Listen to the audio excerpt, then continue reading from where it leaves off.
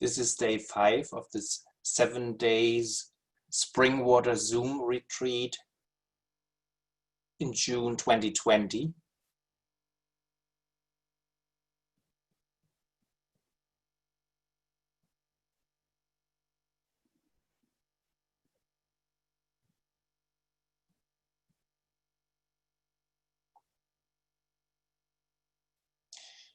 Maybe one of the most fruitful questions of meditative inquiry is,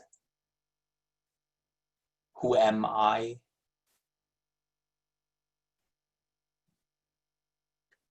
It was also brought already in a group.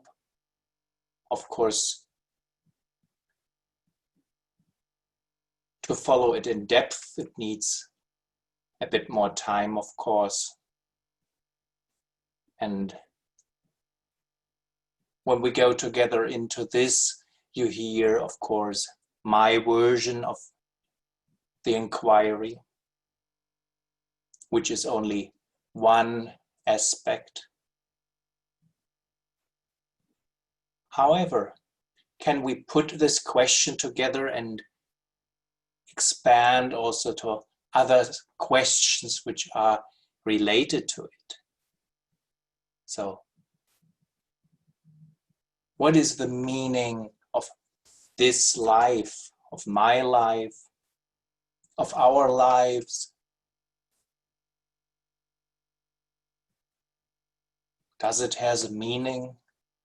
Has a single person any importance?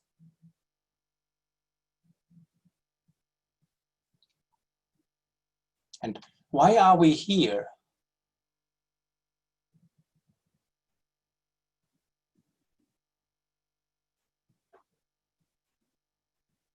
So it's I'm always and again, I'm astonished how weird it is to just wake up in an existence, into an existence, on to be a human being, as we're just thrown into it. So when we look at it, we have nobody who has asked us or something. So usually we want to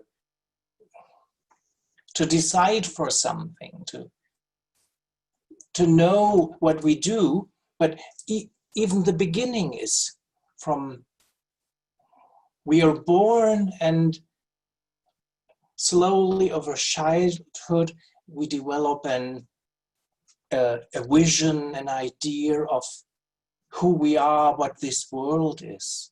So we slowly explore inside and around of us.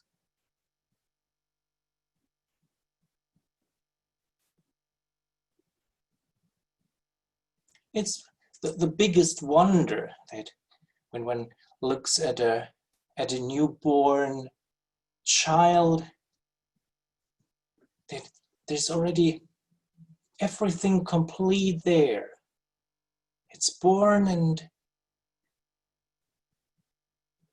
there's a new beginning.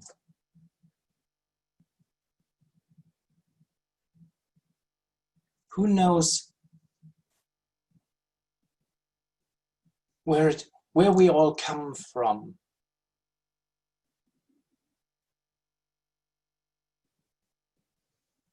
There's a saying, in each beginning there's an enchantment, and that is true. A newborn child, a new beginning, and oneself already been through many, many years on this earth, already maybe more close to the end. And it's so clear, we human beings, we have a beginning and we have an end. That's maybe the only thing we know for sure that we will have an end. And a lot of our ideas on how we are and what we want to be are around that. So what if that very short life happens? What is the meaning of that? What's the purpose?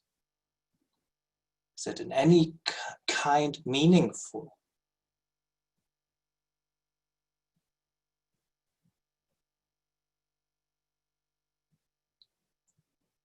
So first to see, if we speak of importance, I always take a look into this world as it is now known. What is our home? Where is our home? And in terms of astronomy, we are on a very small sand grain in a very immense cosmos. So it is said this Earth, or our galaxy, is a part of a supercluster called Laniakea, which means the endless sky. And this is a structure with millions of galaxies already. One of several clusters which are known, which can be seen by very strong telescopes. So the immensity of the world in which we live has ever been coming bigger and bigger and bigger. So maybe a human being a few hundred years ago could think there's a very big Earth, and on top of the Earth there's the sky, there are stars maybe, and it was the beginning to know that these stars are objects quite far away, but we could still have the feeling to live in a space or on a place which has its limits, and it's so nicely usually thought, this image, that is our world we live in, and there's a God holding the hands on us and keeping that all running.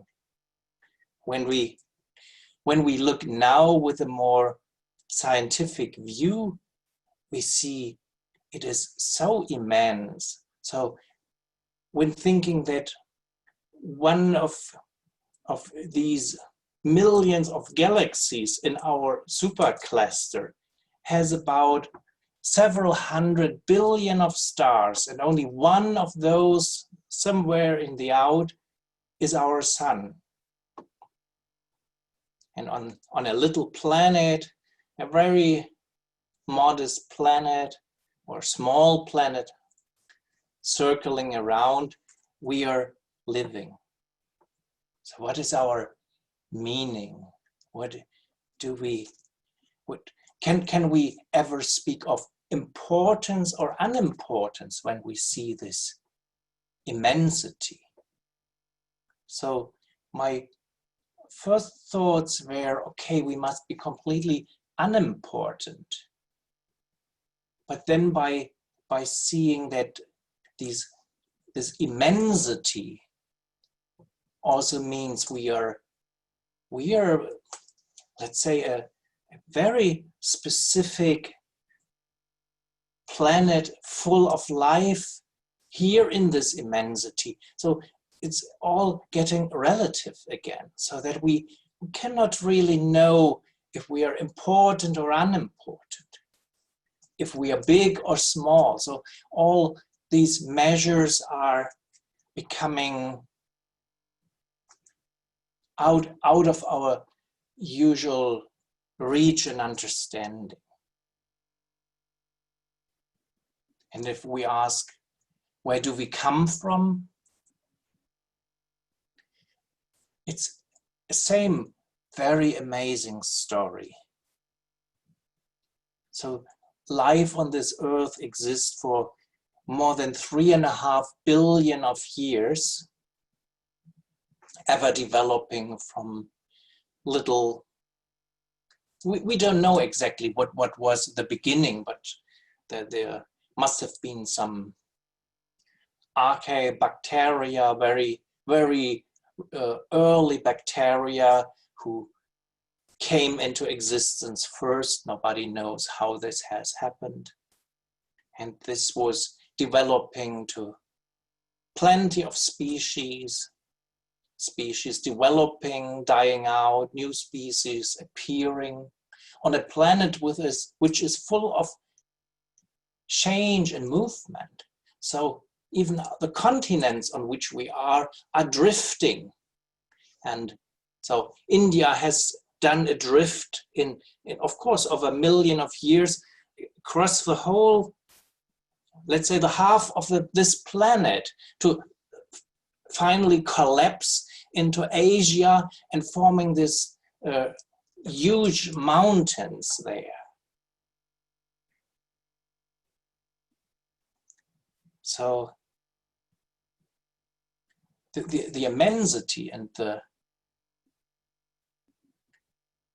scale on which our world is in terms of size and also in terms of time, billion and billion years. It's said this cosmos or this universe has started 13 and a bit billion years ago. So the size of that is really giving us a feeling of we live in an unfathomable, infinite world. And the question arises, where's our home? Is that our home? Can we feel home in that world?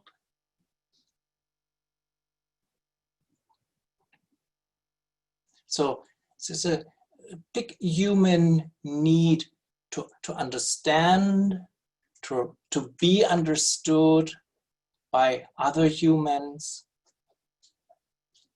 and to have a feeling of I am home. I'm on a safe place. But we are not in this dimension. We are not on a place safe for human beings. So everything is ever changing. And we see our perishability even more now with this virus pandemic. It is so obvious that even new things can appear almost every day that change our complete life. They might be even life-threatening. But even for those who this disease is not life-threatening, it has changed the complete life. It here in Germany, it happened almost in days that the social life was shut down, and all what was the usual and what we did, how we went to work, how we worked, everything changed immediately in a very short time. There's an amazing dynamic in that world, and it seems that this dynamic cannot be influenced by single little persons as we are. There's an enormous movement of forces and energy and flow, and we can only wonder what it all is.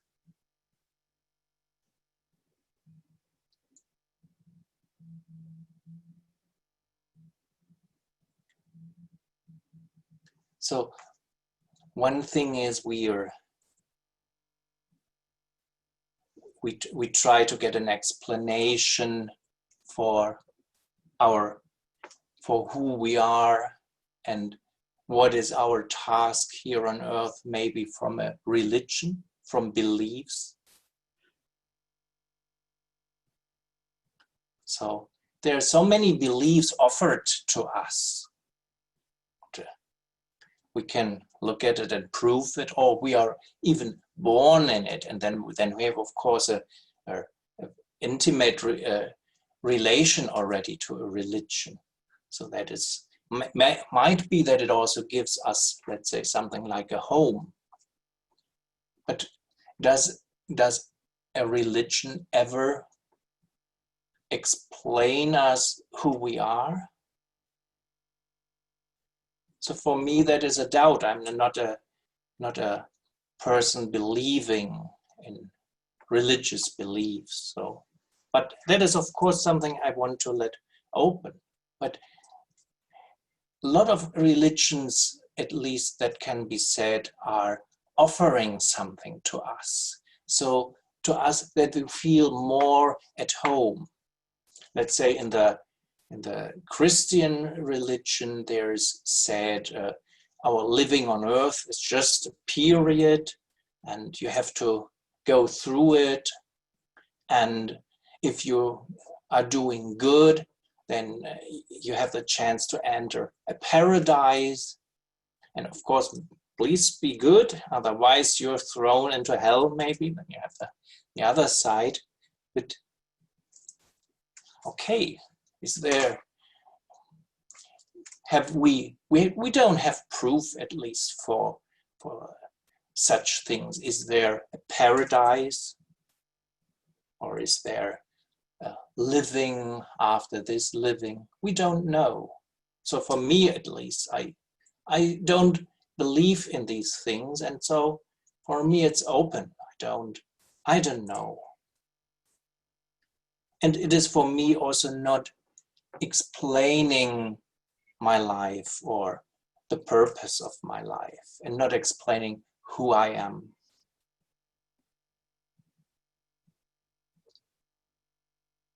And other religions are also, like some parts of the Buddhism claim that there is and also Indian religions claim that there's rebirth, and that you move through, as a person, move through different lives and develop.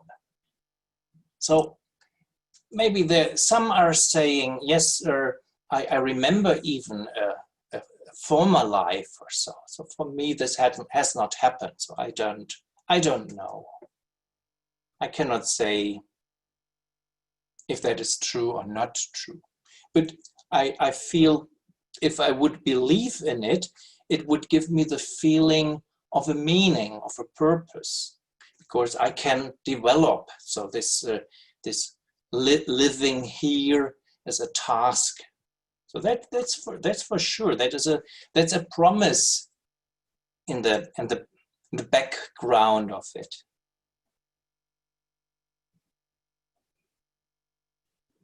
So do we have a task?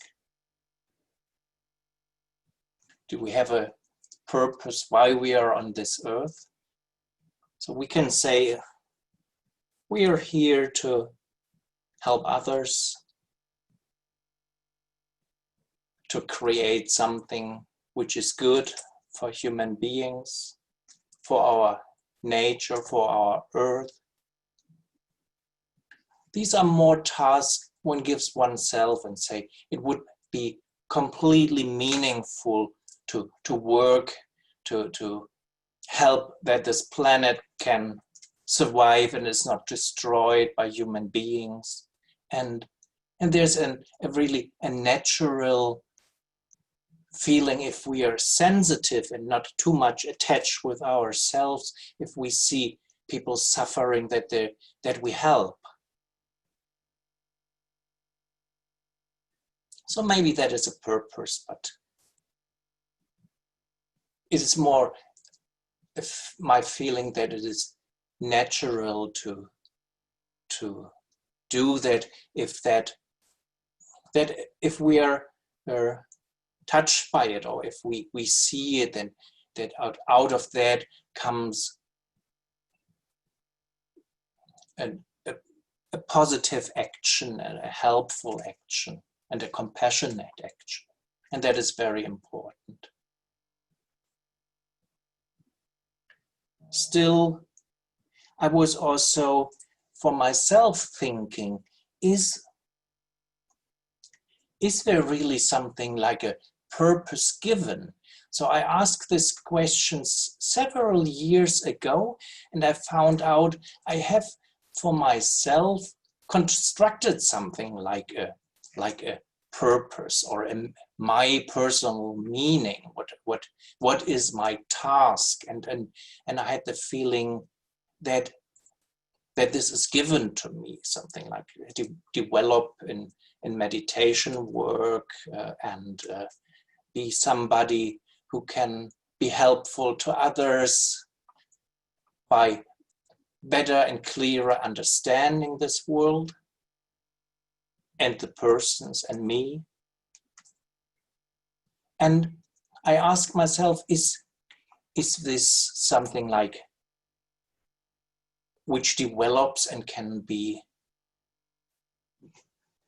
then flow out of me, if there's something I see, or is there more? Is there still something like I fix the importance of myself to this thought, I could be a helper in the world, I could better understand what's going on and give that to others. And I found out there's a very, very clearly that there's still something like a me idea and an idea of own importance in it. And I said, what would be if I drop it simply? And I say, okay, I'm not at all different to other people. I'm not better than other, and I have not to become better than other people, doing more, achieving something. Because in the background, there's always this self-importance feeling. And I felt, would it be possible to simply drop it and not to be somebody special? And I saw how strongly the urge is to be somebody important, something a special person, somebody who is not the average. And it felt painful to see that this is also a trap, and somebody dropped, something dropped then. I don't know if that made my relations easier. Perhaps it did. So relations to other people. So still the question stays, who am I? What is the meaning of this life? Why am I here? Or are these questions all meaningless? It's simply that the questions are wrong.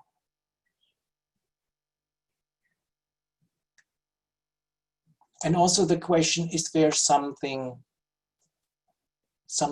holy, something complete?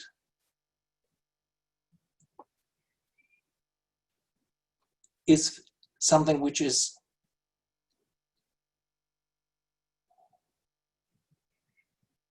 not the,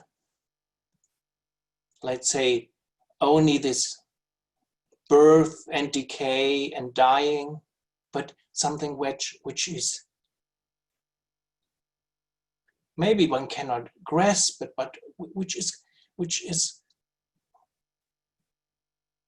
has a totality, an unlimitedness, no beginning and no end. Does something like that exist?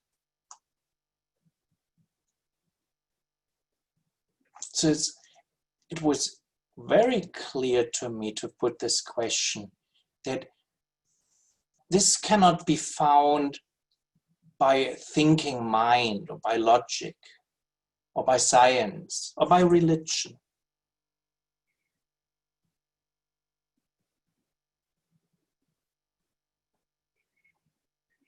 So how can we approach something which is out of all our thought processes, out of our normal thinking and believing?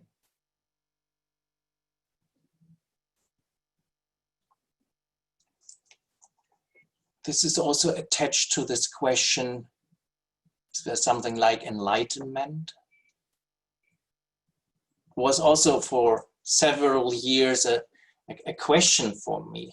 Is there the possibility to let's say, to understand in a glance everything and be completely, let's say, satisfied and now I know and problems are solved? Is there something like that? So it sounds so good to discover something where you completely understand and problems are solved.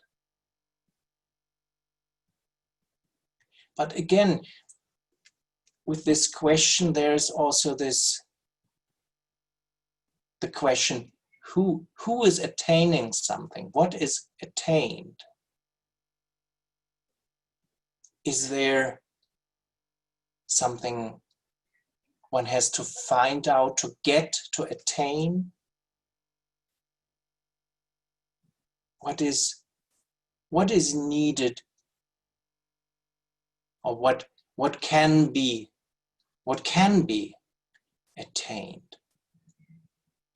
And of course, in this question of enlightenment, there's always this wonderful, I become something, I become somebody, I understand, and therefore there's this me again, this person who is imagining to get something that solves all my problems and answers all my questions.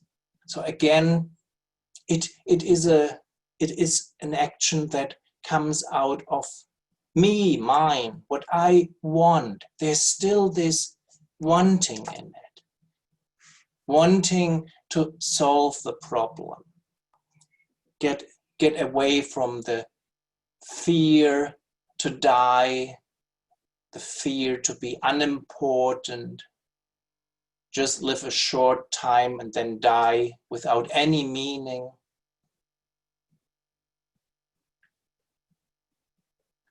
So the question was for me then,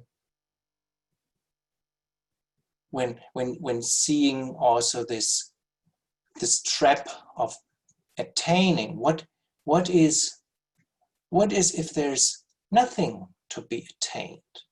What is if there's no person that needs to attain something and get to something?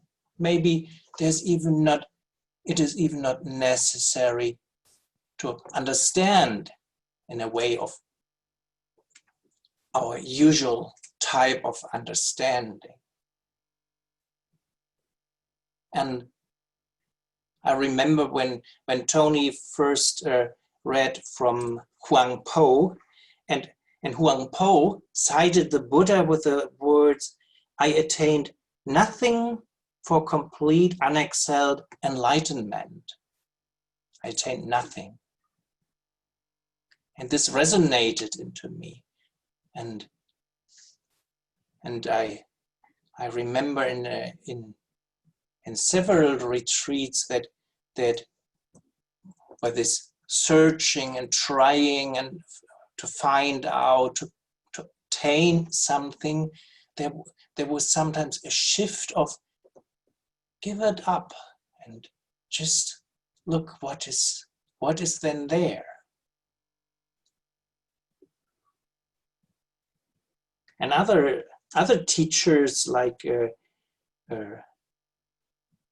Bankai, who said, stay in the unborn, were also mentioning these approaches. So the unborn, where there's no me, nothing to attain, no birth and no death. And therefore, out of this circle of beginning and ending. So what does it mean to stay out of birth and death and no beginning, no end, no time, no space? Can we enter that? In the words of another Christian mystic, Tauler, I love to cite him as he said, if you want to come closer to God, you first have to give him the space. So to step away with your being and your ego. It has to give space that what is God for him can appear.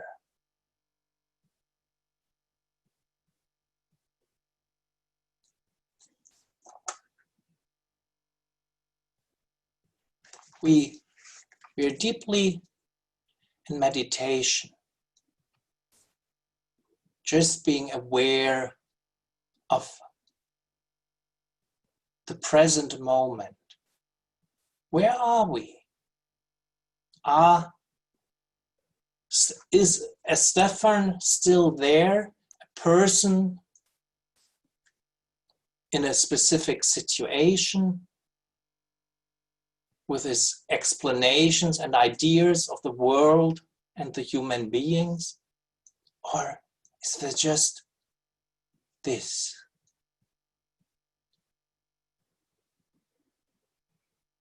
No, nothing to be explained, nothing to be known.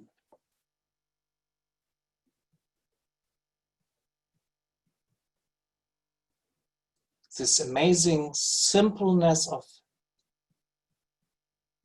just being with everything which is there from moment to moment, with the breathing, the feelings and the body, the thoughts that arise and vanish, the emotions that come up and go away. Can we come to a state where there's no urge anymore to attain something?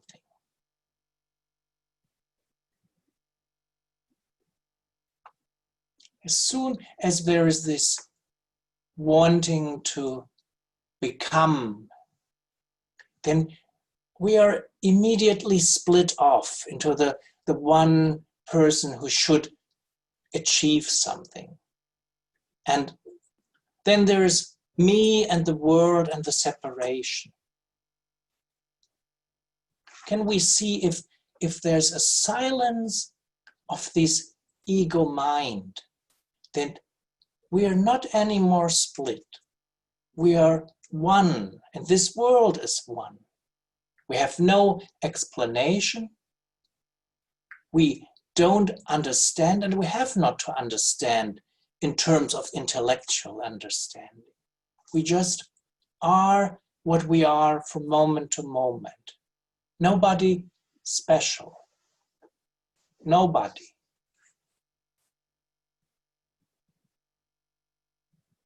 And the world is not ending or dying with that. The world and this body mind is all there, is all one, not divided. The urge to become something simply silent. The ego mind silent.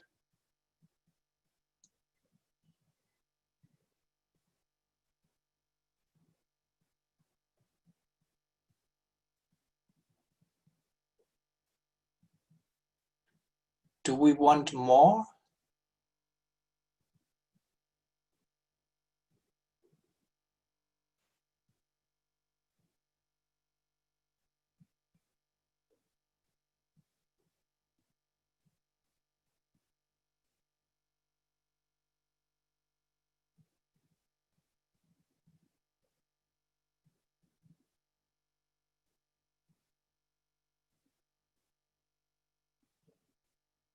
This is a bit like dying.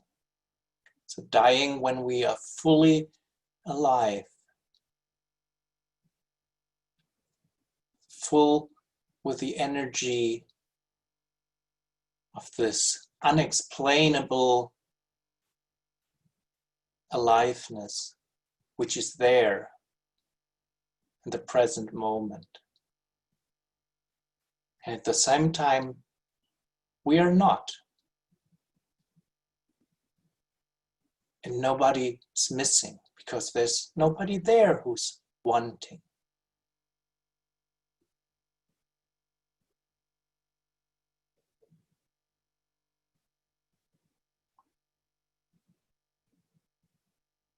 I want still to cite something which Tony also had cited, and I like it very much, though it is from a Christian person who was,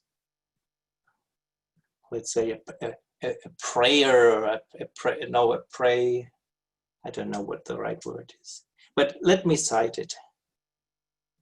Who dies before he dies, that does not die when he dies. So this Abraham a Santa Clara citation. So can we die for now in being fully alive at the same time?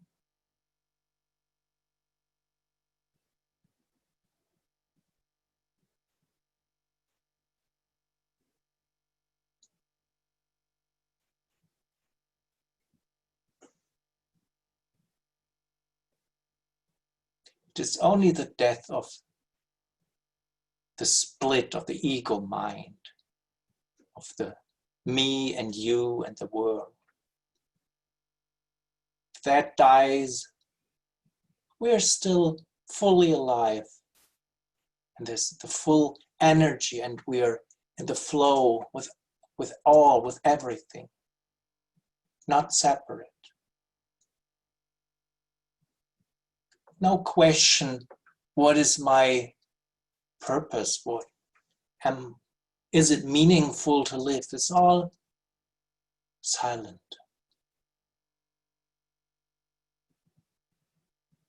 And again, my question, is that enough?